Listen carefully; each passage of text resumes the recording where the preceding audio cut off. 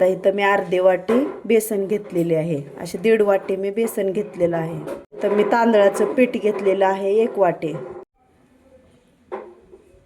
आता इथं मी बारीक कांदा कापून घेतलेला आहे. आता ही ह्याच्यामध्ये आपल्याला टाकून घ्यायचं आहे.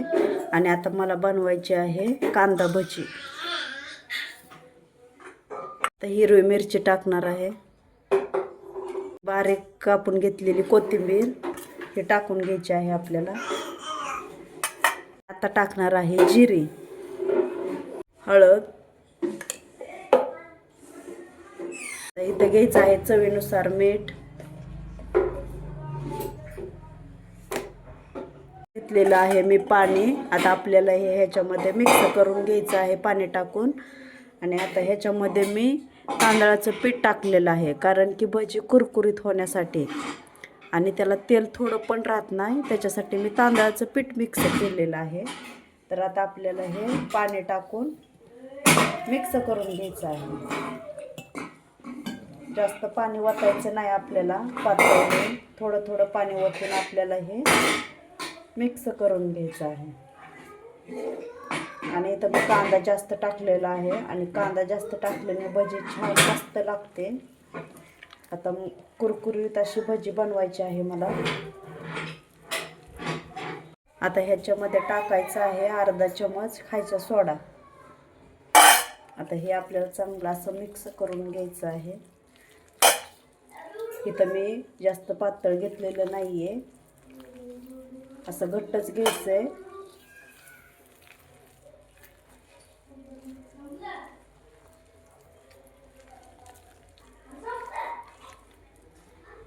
आता इथं असं मिक्स करून मी घेतलेलं आहे. आणि आता आपल्याला हे तळून घ्यायचं आहे.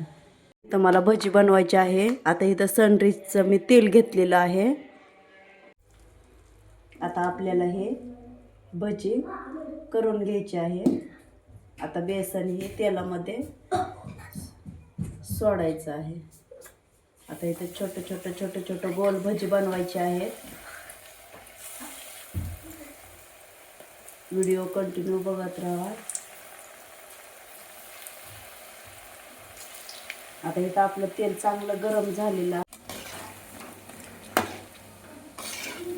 आपल्याला असं हे चांगलं तळून घ्यायचं आहे.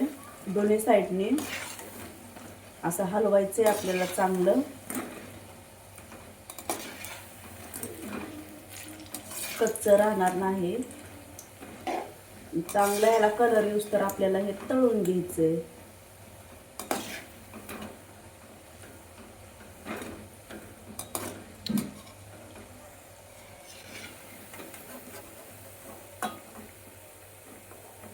आपल्याला असं थोडं थोडं करून तळून घ्यायचं आहे.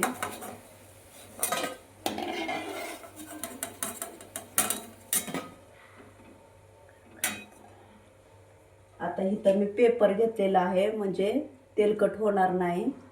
आणि आता हे ह्याच्यामध्ये टाकून घ्यायचं आहे.